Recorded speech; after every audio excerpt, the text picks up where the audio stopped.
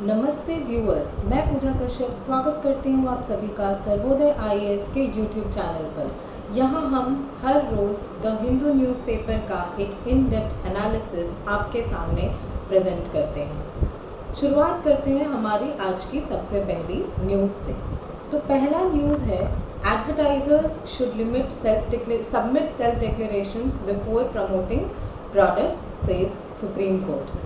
तो यहाँ पर अभी हमने रिसेंटली ये चीज़ देखी है कि एडवर्टाइजिंग को लेकर के जो पतंजलि कंपनी है उनकी एडवर्टीजमेंट्स को लेकर के सुप्रीम कोर्ट में केस चल रहा था कि जो क्लेम्स एडवर्टाइजमेंट्स में की जाती हैं वो क्लेम्स कितनी सच होती हैं या नहीं, इस चीज़ को लेकर के जो केस है वो चल रहा था। तो फाइनली सुप्रीम कोर्ट ने ये जजमेंट दिया है कि जो भी एडवर्टाइजर्स हैं यानी जो भी कंपनीज़ हैं जो अपने प्रोडक्ट्स को एडवर्टाइज कर रही हैं उनको एक सेल्फ डिक्लेरेशन सबमिट करना होगा बिफोर प्रमोटिंग देयर प्रोडक्ट्स। तो सेल्फ डिक्लेरेशन क्या होता है, जिसमें हम खुद से ये डिक्लेयर करते हैं कि हमारा जो भी एडवर्टाइजमेंट में क्लेम है वो सही है या नहीं। तो अगर सही है तभी जा कर के उन एडवर्टाइजमेंट्स को ऑन एयर होने दिया जाएगा या पब्लिश होने दिया जाएगा, अदरवाइज नहीं होने दिया जाएगा। और इसी के लिए ये सेल्फ डिक्लेरेशन जो है वो सबमिट करना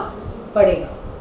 तो the supreme court has directed that advertisers should submit self declarations that they are not misrepresenting or making false claims about the product before promoting them in the media। कि ये चीज़ ensure करनी होगी कि हम किसी तरीके का कोई फॉल्स क्लेम नहीं कर रहे हैं। फॉर एग्जांपल जैसे आप देखते होंगे कि जो शैम्पू वगैरह के एड्स होते हैं वो कहते हैं कि उनके शैम्पू को यूज़ करने से हेयर फॉल जो है वो 90% तक घट जाता है या हेयर ग्रोथ जो है वो बढ़ जाती है।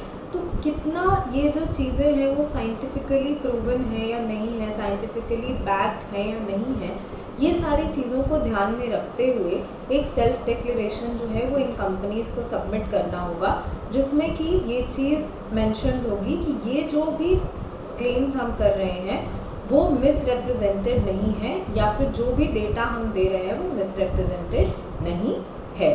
So as a tide-over measure, the court directed that advertisers should submit their declarations in line with the cable TV network regulations rules of 1994। किस रूल के अंडर देना है, प्लस और क्या डायरेक्शन दिए हैं। तो advertisers intending to run advertisements on TV channels should upload their self declaration on the Information and Broadcasting Ministry's broadcast सेवा पोर्टल। तो अगर हमसे ये क्वेश्चन पूछा जाता है कि ब्रॉडकास्ट सेवा पोर्टल जो है वो किस मिनिस्ट्री के अंडर आता है, तो उसका आंसर हो जाएगा इंफॉर्मेशन एंड ब्रॉडकास्टिंग मिनिस्ट्री। यानी कि जो भी हम क्लेम कर रहे हैं, अगर जो मेरा जो अगर जो एडवर्टाइजमेंट है मेरा वो अगर टीवी चैनल्स पे रन करेगा तो उसके लिए ये जो ब्रॉडकास्ट सेवा पोर्टल है वहाँ पे भी हमें डिक्लेरेशन सबमिट करनी होगी और प्लस उसकी एक कॉपी ब्रॉडकास्टर को भी देनी होगी। The bench made it clear that social media influencers, celebrities and public figures promoting products should act with sense of responsibility and must take care not to be part of deceptive advertising।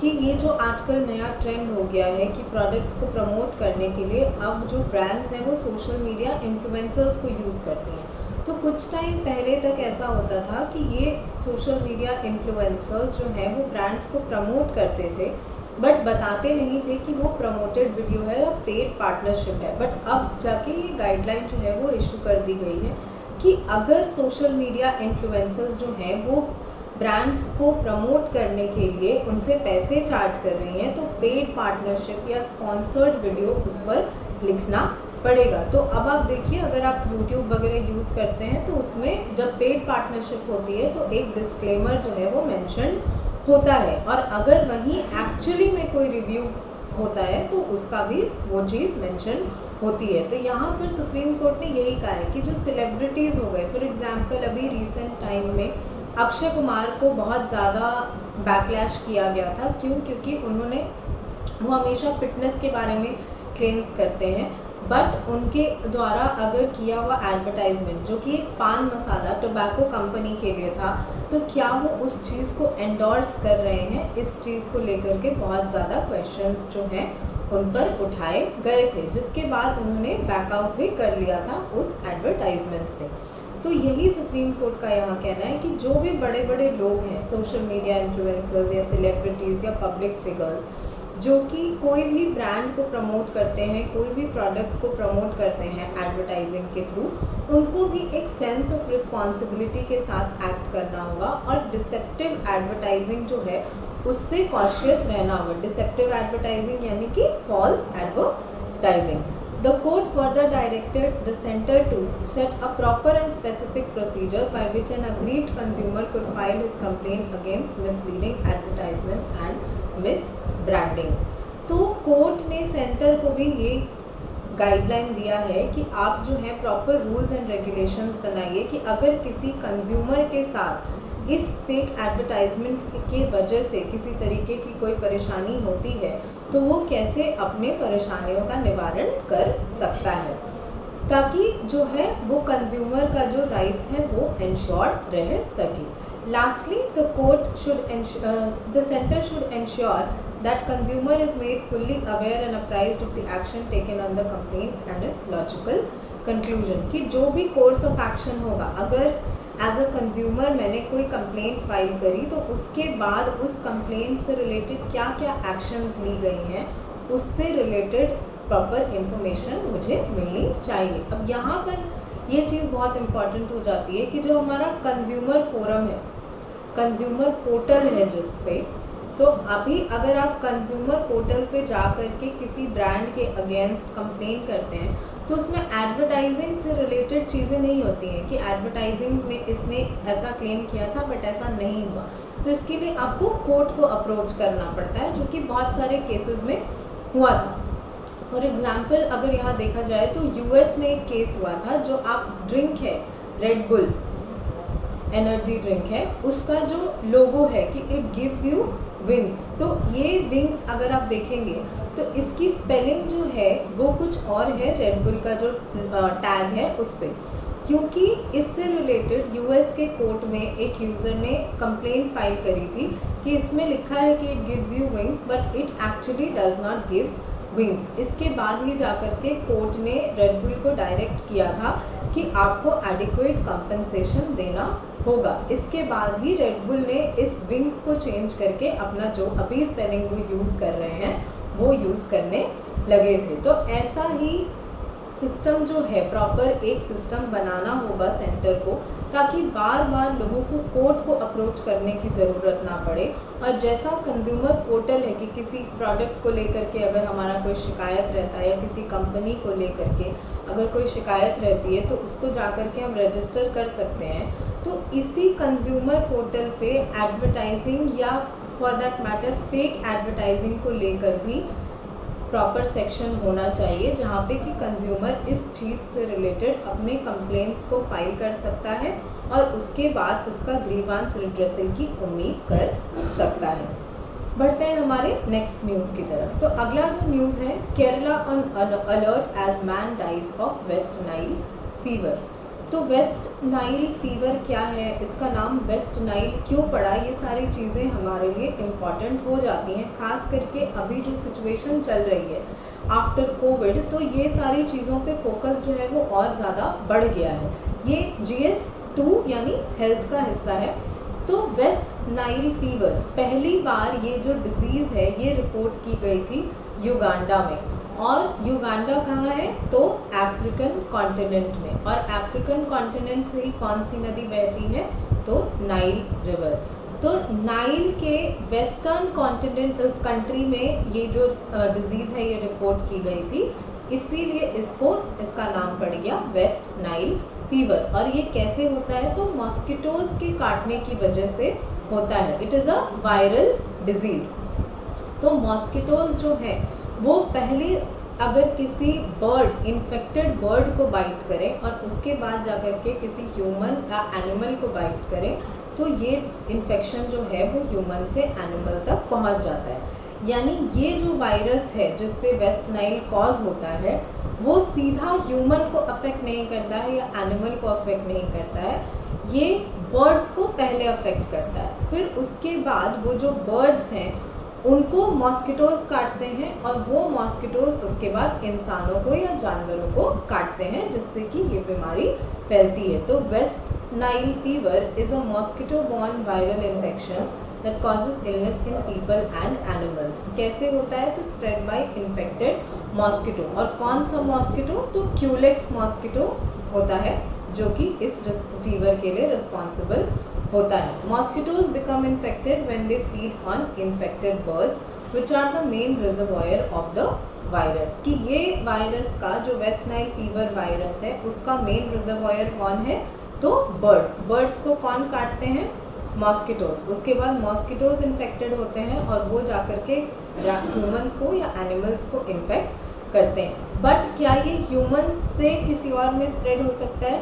कि अगर कोई uninfected mosquito है और उसने एक ऐसे इंसान को काट लिया जो कि ऑलरेडी इस फीवर से कंटामिनेटेड है, तो क्या ऐसा हो सकता है कि वो मॉस्किटो फिर से इन्फेक्ट हो जाए? तो ऐसा नहीं हो सकता है, क्योंकि humans and other mammals are considered dead host, meaning कि इससे आगे जो वायरस है वो स्प्रेड नहीं हो सकता है।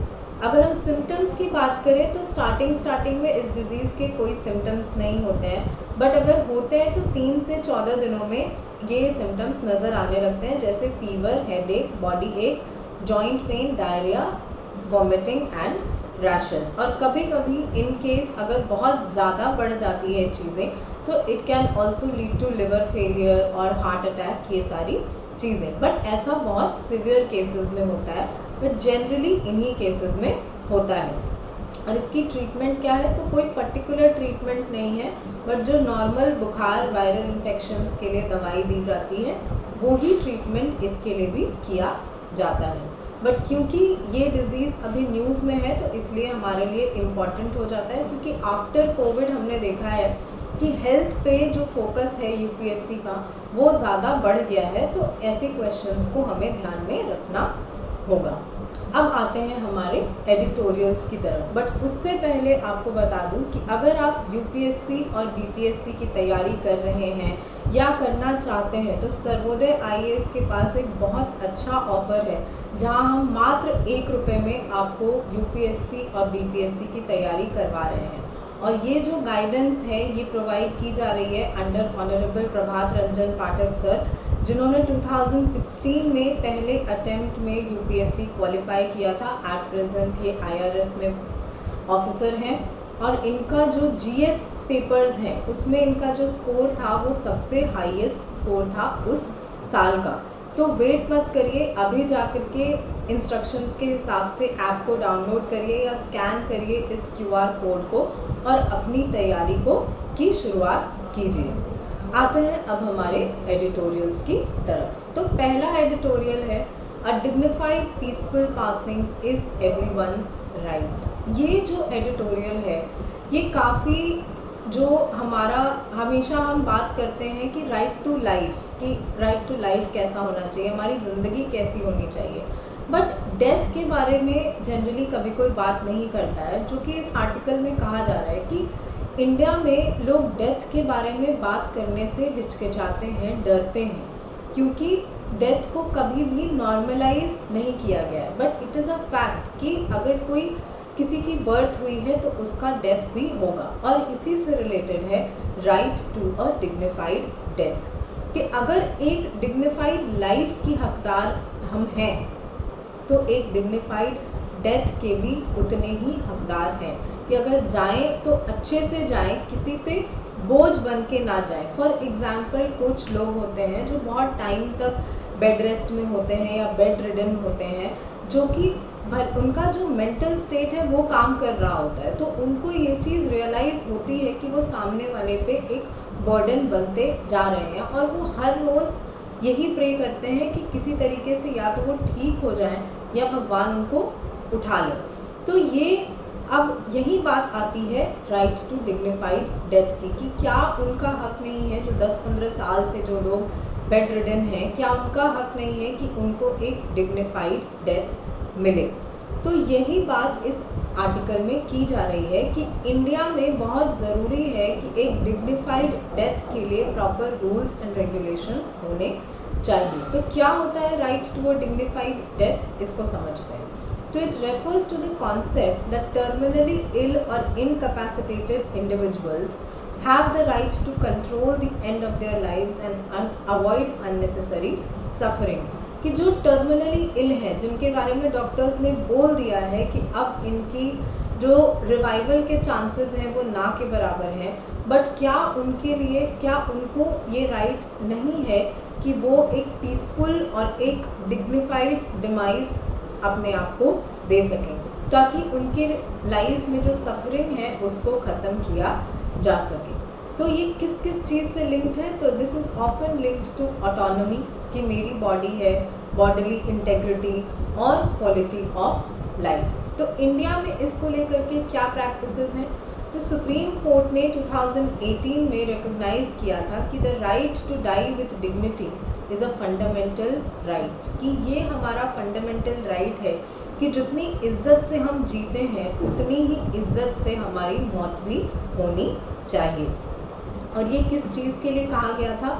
तो जो टर्मिनली इल पेशेंट्स होते हैं उनको दो चीज़ों के बारे में उनके लिए बात की गई थी।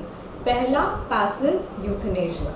अब यूथनेशिया क्या होता है? तो किसी भी इंसान को अगर वो बहुत ज़्यादा बीमार है तो उसको अगर हम we take them to the death bed peacefully, तो उसको बोलते हैं यूथनेशिया। वॉलेंट्री किलिंग एक तरीके से आप कह सकते हैं कि वॉलेंट्री किलिंग। बट यही प्रॉब्लम है कि जहाँ वर्ड यूज़ हो जाता है किलिंग, दैट मीन्स कि किसी दूसरे पर्सन ने उसको किया है। और अगर हम यूथनेशिया की बात करें तो दो तरीके का होता है, एक्टिव और पैसिव। एक्टिव यूथनेशिया यानी कि अगर कोई बहुत बीमार इंसान है जिसका कि उठने के चांसेस बिल्कुल ना के बराबर हैं, तो आप उसको कुछ ऐसे मेडिसिन देते हैं या कुछ ऐसे इंजेक्शंस देते हैं जिससे वो धीरे धीरे करके अपने डेथ को अप्रोच करने लगता है। दूसरा होता है पैसिव यूथनेशिया। एक्टिव मतलब एक्टिवली आप उसको डेथ देने की कोशिश कर रहे हैं, और पैसिव यानी कि जो सपोर्ट है, लाइफ सपोर्ट पे अगर वो इंसान है, अब कोई ऐसा इंसान होगा टर्मिनली इल, तो ऑब्वियस है कि वो लाइफ सपोर्ट पे होगा। तो वही क्या करते हैं कि उस लाइफ सपोर्ट को हम विड्रॉ कर लेते हैं। फॉर एग्जांपल, अगर कोई आईसीयू में है 5-10 साल से, या कोई वेंटिलेटर पे है बहुत टाइम से, तो उन चीज़ों को हम विड्रॉ कर लेते हैं to take that person to the death. इसी को बोलते हैं पैसिव यूथनेशिया। तो इंडिया में पैसिव यूथनेशिया अलाउड है, that is withdrawing life support when further treatment is futile. जब डॉक्टर्स इस चीज़ को मान चुके हैं कि मेडिकली अब उस पेशेंट को रिवाइव नहीं किया जा सकता है, तो उसके लाइफ सपोर्ट को विड्रॉ कर लिया जाता है ताकि वो इंसान अपने डेथ को अप्रोच कर सके। दूसरा होता है लिविंग विल्स, जिसको कि एडवांस मेडिकल डायरेक्टिव्स भी बोलते हैं, जो कि पेशेंट के विशेस को डिटरमाइन करता है कि अगर वो अपना, उसको अगर डेथ आता है तो उसको किस तरीके से डेथ को अप्रोच करना है। तो क्या होता है लिविंग विल? तो these are legal documents that allow people to express their wishes for a medical treatment in case they become terminally ill or incapacitated and cannot make decisions for themselves। कि अगर मैं terminally ill हो जाती हूँ या ऐसा incapacitated हालत में हो जाती हूँ कि जब मैं अपने डिसीजंस खुद नहीं ले सकती, तो एक प्रॉपर लीगल डॉक्यूमेंट बनाया जाएगा कि मेरे बिहाफ पे उस टाइम पे डिसीजंस कौन लेगा, या मेरी जो डेथ है उसके लिए क्या अप्रोच का इस्तेमाल किया जाएगा। तो they give you more control over your end of life care, ensuring your preferences are respected. कि हर कोई चाहता है कि वो जो मौत है उसको अपने परिवार के साथ या अपने घर में अप्रोच करे। तो क्या जो ये ऑथर है ये कहते हैं कि क्या ये जस्टिफाइड है कि हम लोगों को हॉस्पिटल्स में रखते हैं और इतना उनको ट्रीटमेंट देते हैं और मैक्सिमम लोगों की जान जो है वो हॉस्पिटल में चली जाती है जो टर्मिनली इल पेशेंट्स होते हैं। तो क्या ये जस्टिफाइड है कि हम उनको एक उनसे उनका राइट टू डिग्निफाइड डेथ जो है, या राइट टू एक लवेबल डेथ, की डेथ किसी को भी पसंद नहीं आता है, फैमिली मेम्बर्स के लिए वो एक बहुत ट्रॉमेटिक सिचुएशन होती है, बट एटलीस्ट अगर वो इंसान जो है वो हॉस्पिटल में ना रह करके अपने घर पे हो, अपने फैमिली के साथ हो, तो उनको एक प्रॉपर ग्रीव करने का भी मौका मिलेगा। वरना क्या होता है कि हॉस्पिटल्स में लोग लाइफ सपोर्ट पे रहते हैं महीनों महीनों तक, पेशेंट के लिए पेशेंट जो फैमिली है उनको बिल्स पे बिल्स भरने होते हैं, और अचानक से एक दिन पता चलता है कि अब वो इंसान जो है वो नहीं रहा, और उसके बाद उसकी बॉडी को डिस्चार्ज कराने के लिए और वो सारी चीज़ें प्रोसेस में एक प्रॉपर ग्रीव करने का भी मौका जो है वो उन पेशेंट्स के फैमिली मेम्बर्स को नहीं मिलता है। तो यहाँ जो ऑथर्स हैं वो यही कह रहे हैं कि ऑलरेडी जो ये लोग हैं वो टर्मिनली इल हैं, इनकैपेसिटेटेड हैं, तो क्या अब एक इंसान के लिए हम पूरी की पूरी फैमिली को उतना ट्रबल दे सकते हैं या नहीं दे सकते। इसीलिए बहुत ज़रूरी है कि एक डिग्निफाइड डेथ का जो कॉन्सेप्ट है उसको इंडिया में प्रमोट किया जाए। अगेन 2023 में दोबारा सुप्रीम कोर्ट ने यह जजमेंट दिया कि जो लिविंग विल्स हैं उनके प्रोसेस को हमें सिंप्लीफाई करना होगा, प्लस जो लाइफ सपोर्ट का विड्रॉल है उस प्रोसेस को भी ईज करना होगा according to the patient's wishes. क्योंकि भले ही ये जजमेंट आ गई थी लिविंग विल्स की, बट फिर भी इसको इम्प्लीमेंट नहीं किया जा रहा था। इस वजह से यहाँ जो सुप्रीम कोर्ट ने 2023 में लिविंग विल्स को सिंप्लीफाई करने के बारे में फिर से कहा। तो यहाँ जो ऑथर्स हैं वो कहते हैं कि चैलेंजेस भी है लिविंग विल्स को लेकर के या यूथनेशिया को लेकर के, जैसे सोशल स्टिग्मा, कि ये रिलीजियस बिलीव्स के खिलाफ हो सकता है कि अगर आप किसी को प्राण दे नहीं सकते हैं, किसी को जान, you can not take life of someone if you are not capable of giving life to someone, कि जो जान है, किसी की लाइफ है, वो भगवान ने दी है, तो इंसान को क्या हक बनता है कि वो उसकी लाइफ को उससे छीन ले। प्लस कुछ लोगों का कहना होता है कि बहुत हद तक मेडिकल्स भी होते हैं कि लोग 10-10, 15-15 साल तक लाइफ सपोर्ट पे होते हैं और उसके बाद अचानक से उठ जाते हैं। तो इन सब केसेस की वजह से इस प्रैक्टिस को अभी तक उतना ज़्यादा इस्तेमाल नहीं किया जाता है। And next is palliative care access. Palliative care क्या होता है?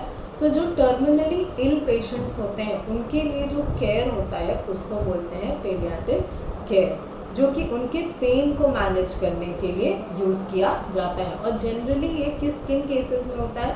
तो नॉन कम्युनिकेबल डिजीज़ के केसेस में ऐसा होता है। फॉर एग्जांपल कैंसर, हम जानते हैं कि कैंसर जो है वो जनरली अगर वो 3rd 4th स्टेज में पहुंच जाता है तो वो एक इनक्यूरेबल डिजीज़ हो जाता है, और उसमें जो पेन होता है उसको मैनेज करना आसान नहीं होता है।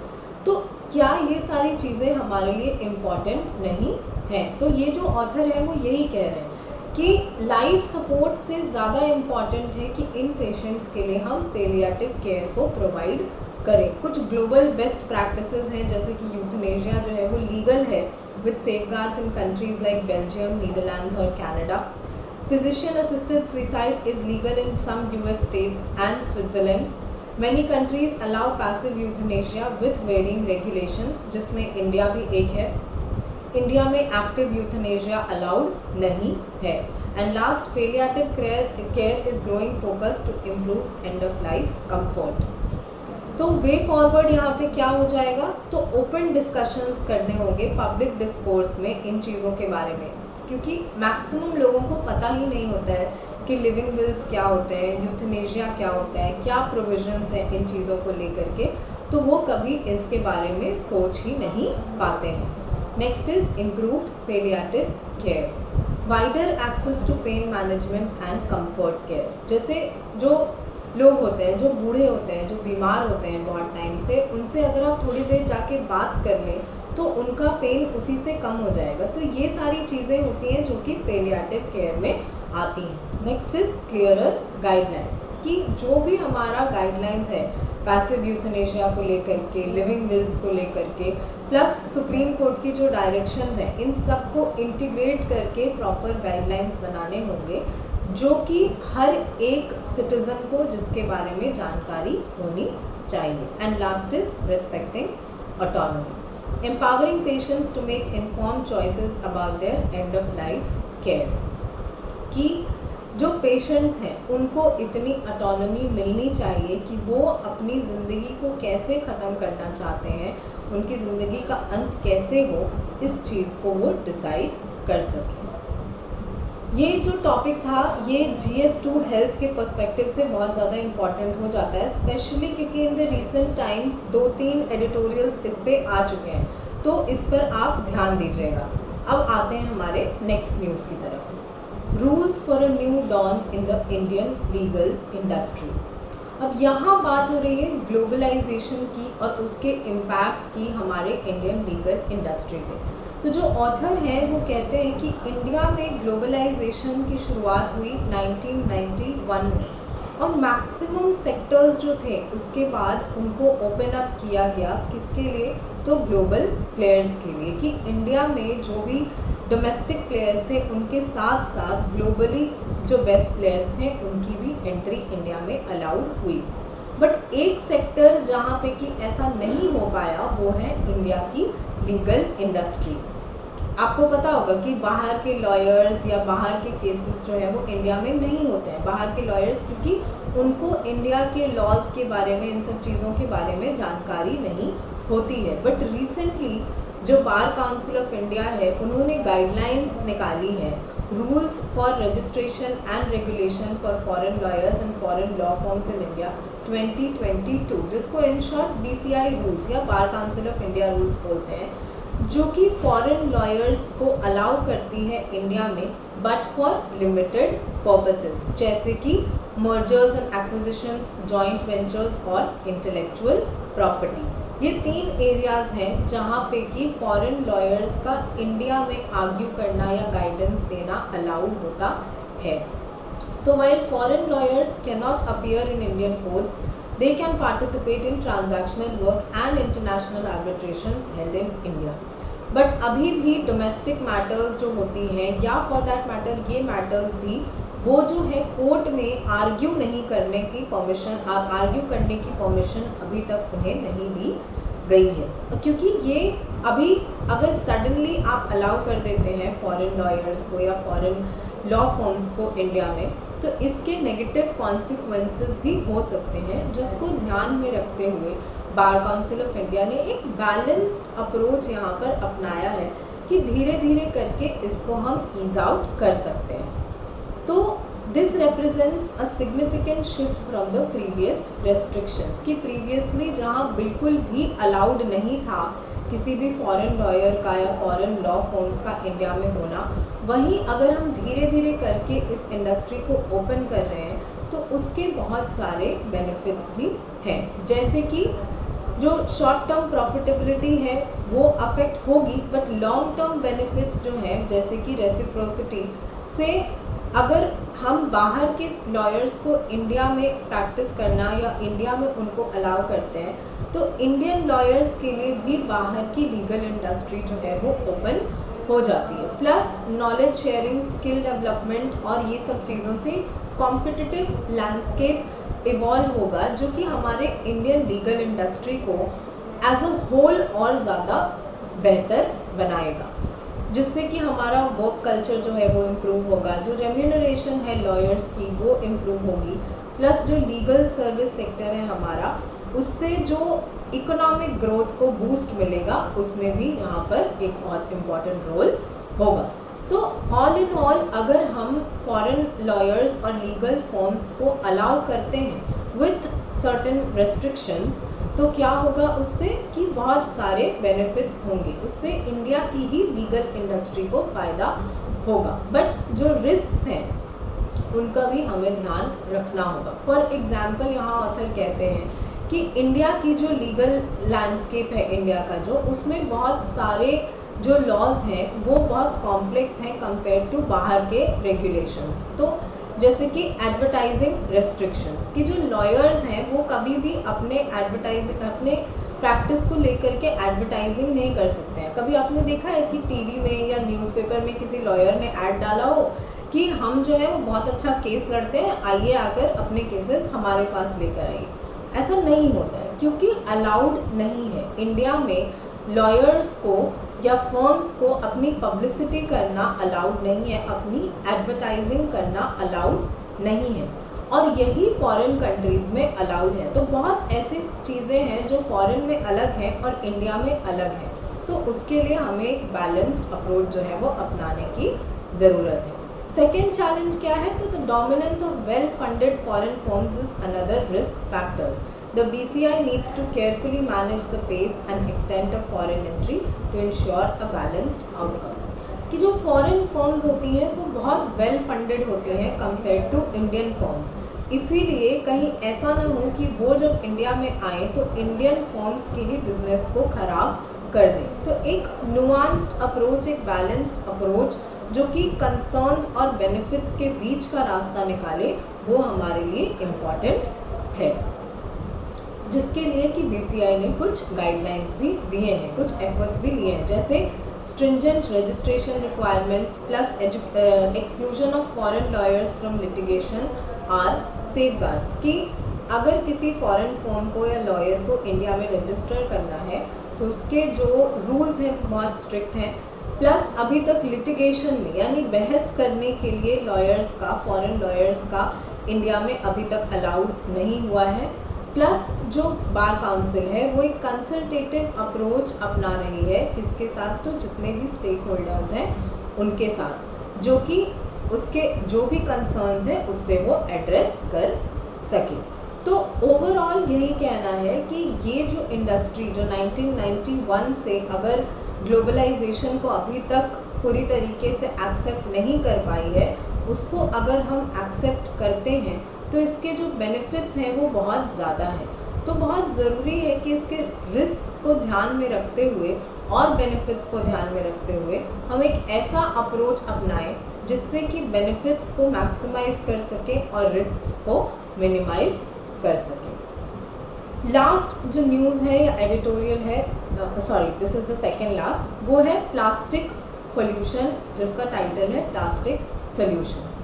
तो प्लास्टिक पोल्यूशन क्या होता है? प्लास्टिक पोल्यूशन अगर हम बात करें कि प्लास्टिक पोल्यूशन से रिलेटेड तो क्या होता है, तो प्लास्टिक की वजह से जो हमारा सॉइल, जो लैंड हमारा जो खराब होता है उसको बोलते हैं plastic pollution, and it has become a potential environmental concern globally, क्योंकि प्लास्टिक की जो कंजम्पशन है वो धीरे धीरे करके बहुत ज़्यादा इंक्रीज़ हो गई है। इस वजह से जो हमारे ओशंस, लैंडफिल्स, सारे इकोसिस्टम्स जो हैं वो इम्पैक्ट हो रहे हैं, जिससे कि wild life, human health, plant health सब कुछ इम्पैक्ट हो रहा है। तो क्या कॉजेज़ है इसके, क्या इम्पैक्ट है इसका, क्या इसके लिए कुछ एड्रेस करने के लिए मेजर्स लिए गए हैं या नहीं लिए गए हैं, इन सब चीज़ों को समझते हैं।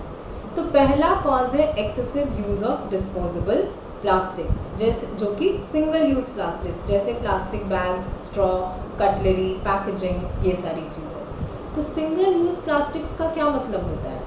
ये नहीं होता है कि एक बार उस प्लास्टिक को यूज़ किया तो दोबारा नहीं कर सकते हैं। जैसे फॉर एग्जांपल लोग कहते हैं कि प्लास्टिक बैग है तो इसको तो बार बार रीयूज़ कर लेते हैं हम लोग, बट नहीं, वो नहीं होता है। सिंगल यूज़ प्लास्टिक मतलब कि उसको रिसाइकल करके आप दोबारा से यूज़ नहीं कर सकते हैं। मतलब अगर उसको रिसाइकल करने जाओ तो उसकी जो क्वालिटी है वो रिसाइक्लेबल नहीं होती है। इसीलिए इन प्लास्टिक्स का जो इम्पैक्ट है एनवायरनमेंट पे वो बहुत ज़्यादा पड़ता है, क्योंकि ये प्लास्टिक्स को हम रिसाइकल नहीं कर सकते हैं, और हम जानते हैं कि जो प्लास्टिक्स होती हैं वो बायोडिग्रेडेबल नहीं होती हैं, तो कहीं ना कहीं ये हमारे इकोसिस्टम में ही रहती हैं। Next is poor waste management, inadequate waste collection, recycling facilities and littering behaviour contribute significantly to the problem, and last is lack of awareness। लोगों को पता ही नहीं होता है कि प्लास्टिक के क्या क्या इम्पैक्ट्स हो सकते हैं। आज भी देखिए प्लास्टिक की थैली में लोग खाना पैक करते हैं, गरम गरम खाना पैक करते हैं, तो क्या ये अलाउड है या नहीं है, इसके क्या इम्पैक्ट्स हो सकते हैं, इन सारी चीज़ों के बारे में लोगों को पता ही नहीं होता है। इम्पैक्ट क्या हो जाएगा इसका? तो हार्म टू मरीन लाइफ, आप देखते होंगे कई बार ऐसी फ़ोटोज़ वीडियोज़ जो है वो बहुत ज़्यादा दिखाई जाती हैं कि कोई मछली जो पकड़ी जाती है उसको जब कैप्चर किया जाता है और उसको जब उसके पेट में देखा जाता है तो बहुत सारा प्लास्टिक जो होता है वो उसमें जमा होता है। क्यों? क्योंकि ये प्लास्टिक्स जो है वो खाना समझ करके ये मछलियाँ जो हैं वो खा लेती हैं, जिससे कि इनकी जो हेल्थ है वो कॉम्प्रोमाइज़ हो जाती है। और इसमें भी एक कंपोनेंट होता है माइक्रो प्लास्टिक्स, जो कि प्लास्टिक्स का बहुत टाइनी रूप होता है। 10⁻⁻6 मीटर इसका डायमेंशन होता है। तो ये जो माइक्रो प्लास्टिक्स होती हैं ये तो हमारे फूड चेन में भी एंटर कर जाती हैं। कैसे? तो छोटी छोटी मछलियाँ जो हैं वो इनको कंज्यूम करती हैं और वो छोटी मछलियाँ जो हैं वो ह्यूमंस कंज्यूम करते हैं और ह्यूमंस जब उसको कंज्यूम करते हैं तो वो हमारे फूड चेन में आ जाती हैं। नेक्स्ट क्या है? तो landfill overflow. Plastic takes hundreds of years to decompose, causing landfills to overflow and polluting surrounding environments। कि अगर प्लास्टिक पे प्लास्टिक एक जगह पर डंप होने लगे तो उसको डिग्रेड करना है बायोडिग्रेडेबल, क्योंकि वो नहीं है तो वो जो है वो इतनी आसानी से इन्वायरमेंट से नहीं निकलेगा और उसकी वजह से सराउंडिंग एनवायरनमेंट्स भी पॉल्यूटेड हो जाएंगे। एंड लास्ट इम्पैक्ट है डिसरप्टेड इकोसिस्टम, कि जो नेचुरल हैबिटेट्स हैं, इकोलॉजिकल प्रोसेसेस हैं, उसको पूरी तरीके से ये डिस्टर्ब कर देता है। तो क्या क्या मेजर्स लिए गए हैं? ग्लोबली भी लिए गए हैं और इंडिया में भी लिए गए हैं। जैसे अभी यूएन एनवायरनमेंट असेंबली में एक ग्लोबल ट्रीटी साइन करने की बात हो रही है और इसी से रिलेटेड ये एडिटोरियल है कि इस ग्लोबल ट्रीटी को अगर हम साइन कर भी लेते हैं, जो कि अभी तक नहीं हो पाया है क्योंकि नवंबर में फिर से एक मीटिंग करनी है, जो लोग हैं, जो कंट्रीज़ हैं, उन्होंने डिसाइड किया कि फिर से नवंबर में इससे रिलेटेड डिस्कशंस होंगे। बट टारगेट यही है कि 2024 के एंड तक एक ग्लोबल ट्रीटी बना देनी है। बट उसमें बहुत सारे ऐसे इश्यूज़ हैं इस ग्लोबल ट्रीटी में जिनको कि हमें एड्रेस करने की ज़रूरत है। तो यूएन एनवायरनमेंट असेंबली जो है वो एक global treaty to address plastic pollution पे काम कर रही है। Many countries are implementing bans and restrictions on single use plastics, इसमें इंडिया भी इंक्लूडेड है हमारा। Last initiatives are underway to develop biodegradable and compostable alternatives to traditional plastics. कि क्या अगर चलो मान भी लेते हैं कि प्लास्टिक्स को हम यूज़ करना छोड़ देंगे, सिंगल यूज़ प्लास्टिक्स को खास करके, बट क्या इसका कोई ऑल्टरनेटिव है?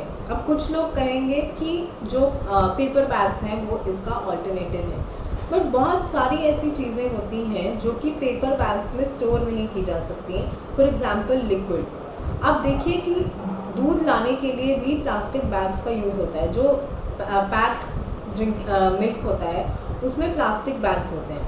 तो क्या हमारे पास इतना ही सॉलिड वाटर प्रूफ कोई ऑल्टरनेटिव है या नहीं? इस चीज़ पे हमें स्टडी करना होगा और नहीं है तो उसको डेवलप करना होगा, तब जा कर के ही प्लास्टिक्स के यूसेज को हम ख़त्म कर सकते हैं। तो इंडिया में क्या क्या है?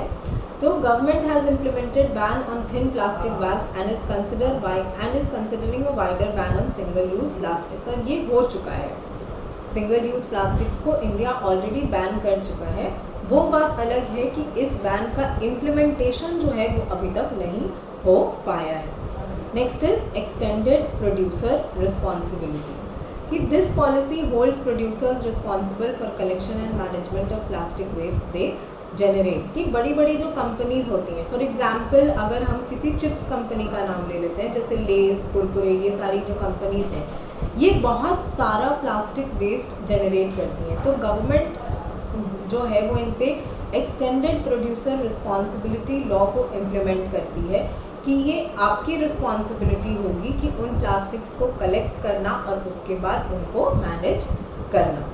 Last is public awareness campaign, कि सिटीजन्स जो हैं खास करके इंडिया में देखिए कि एजुकेशन का लेवल अभी तक उतना इम्प्रूव नहीं हो पाया है, तो हर किसी को ये सारी चीज़ें पता हो ये ज़रूरी नहीं है। इसीलिए बहुत ज़रूरी है कि हम सिटीजन्स को अवेयर करें कि प्लास्टिक्स को यूज़ करने से ना कि सिर्फ एनवायरनमेंट बल्कि हमारा हेल्थ भी डिटीरियोरेट हो रहा है।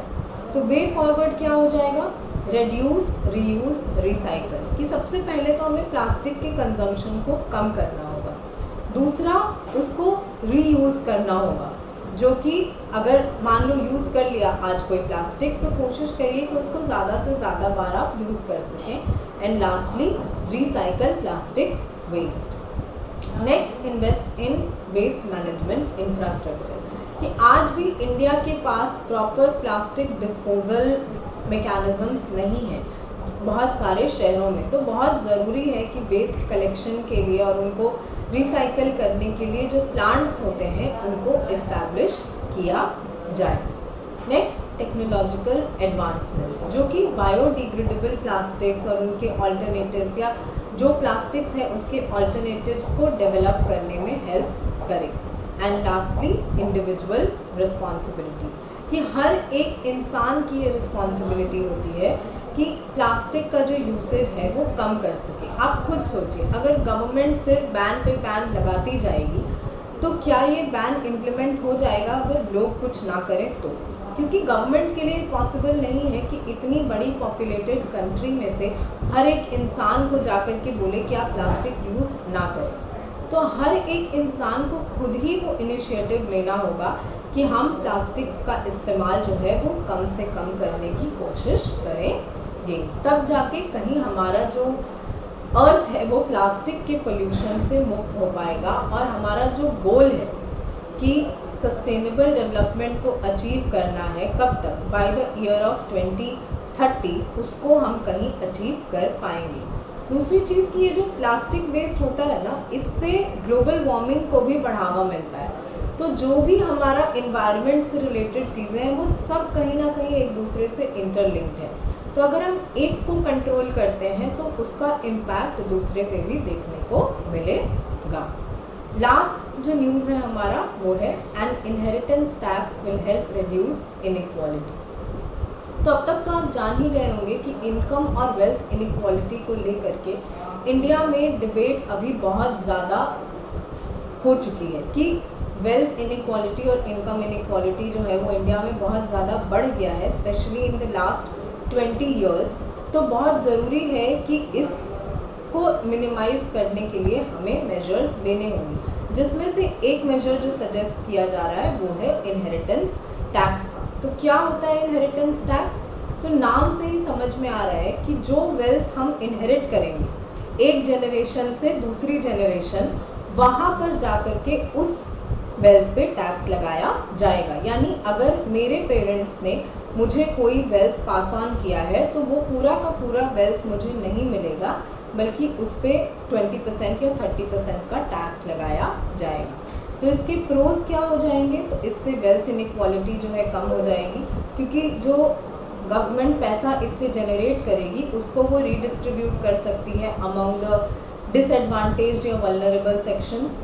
दूसरा, गवर्नमेंट की रेवेन्यू बढ़ेगी, इससे वो प्रोजेक्ट्स पे इन जो सोशल वेलफेयर प्रोग्राम्स हैं उसकी स्पेंडिंग को हम इंक्रीज़ कर सकते हैं, इंफ्रास्ट्रक्चर डेवलपमेंट कर सकते हैं, जिससे कि बहुत सारे लोगों को जॉब्स क्रिएट किया जा सकता है, जिसके तो ऑटोमेटिकली उससे इनकम इनइक्वालिटी भी कम हो जाएगी। And last, discourages frivolous spending, कि knowing that a portion will go to the taxes might incentivize hires to spend inheritance more responsibly। कि कई बार ऐसा सुनते हैं कि बड़े बाप की बिगड़ी हुई औलाद, तो ऐसा जब होता है कि जो बच्चे होते हैं उनको ये समझ में नहीं आता है कि हमारे पेरेंट्स ने बहुत मेहनत करके ये पूरा वेल्थ हमारे लिए इकट्ठा किया है और वो उस वेल्थ को स्पेंड करते हैं बहुत केयरलेसली। तो जब ये पता होगा कि उस वेल्थ का एक सर्टेन पोर्शन गवर्नमेंट के पास चला जाएगा, तो ये जो फ्रिवलस स्पेंडिंग है उसको डिस्करेज किया जा सकता है। बट इसके कुछ कॉन्स भी हैं, जैसे डबल टैक्सेशन, कि एक बार वो लोग जो पेरेंट्स हैं वो इनकम टैक्स दे चुके हैं, तब जाकर के वो जो वेल्थ है वो अक्यूमुलेट किया है, तो अब दोबारा से उसी वेल्थ पे टैक्स लेना, एंड ये जो डबल टैक्सेशन का प्रिंसिपल है ये अभी तक अलाउड नहीं है। Next is discourages investment and entrepreneurship, कि high inheritance taxes might discourage individuals from building wealth and businesses, fearing a large chunk will go to the government upon their death। कि लोग जो आज कंपनीज बनाने की सोचते हैं कि एक बार बिजनेस कर लिया तो हमारी आगे की जनरेशन्स को मुश्किल नहीं होगी। इन चीज़ों को कहीं ना कहीं डिस्करेजमेंट मिलेगी, ये जानते हुए कि जो एक सर्टेन चंक है वो गवर्नमेंट के पास चला जाएगा। नेक्स्ट इज एडमिनिस्ट्रेटिव बर्डन, कि इस इनहेरिटेंस टैक्स को इम्प्लीमेंट करना बहुत कॉम्प्लेक्स हो जाएगा और एक्सपेंसिव हो जाएगा गवर्नमेंट के लिए। और ऑथर्स यहाँ पे इस आर्टिकल में इस बारे में बात भी कर रहे हैं कि एक सर्टेन टाइम पीरियड तक इंडिया में इनहेरिटेंस टैक्स लगाया गया था, बट उसका जो कॉस्ट था वो देखते हुए बाद में उसको अबॉलिश कर दिया गया था। Last is impact on family businesses, कि family owned businesses could face difficulty continuing operations if a significant portion of their assets are lost to the inheritance tax, कि ऐसा होता है कि एक जनरेशन से दूसरी जनरेशन जब बिजनेसेस बढ़ जाती हैं तो उनकी जो नेट वर्थ है वो और ज़्यादा धीरे धीरे इंक्रीज होती है। तो अगर गवर्नमेंट जो है वो सर्टेन पोर्शन हर बार ले लेगी after when it passes from one generation to other generation, तो इसका जो इम्पैक्ट होगा इस फैमिली बिजनेसेस पर वो सही नहीं होगा। तो इसीलिए बहुत ज़रूरी है कि अगर एक इनहेरिटेंस टैक्स को हम इम्प्लीमेंट भी करते हैं तो उसका केयरफुल इम्प्लीमेंटेशन, एक प्रॉपर इम्प्लीमेंटेशन, इफेक्टिव इम्प्लीमेंटेशन होना चाहिए और वो केयरफुली डिज़ाइन होना चाहिए ताकि इसके जो कॉन्स हैं उनको हम मिनिमाइज कर सकें। That's all for today. अगर आपको इस वीडियो का PDF चाहिए तो सब्सक्राइब करिए सर्वोदय IAS के YouTube चैनल को, जिसका लिंक आपको नीचे डिस्क्रिप्शन में मिल जाएगा। देखते रहिए सर्वोदय IAS के न्यूज़ एनालिसिस को। तब तक के लिए जय हिंद, थैंक यू।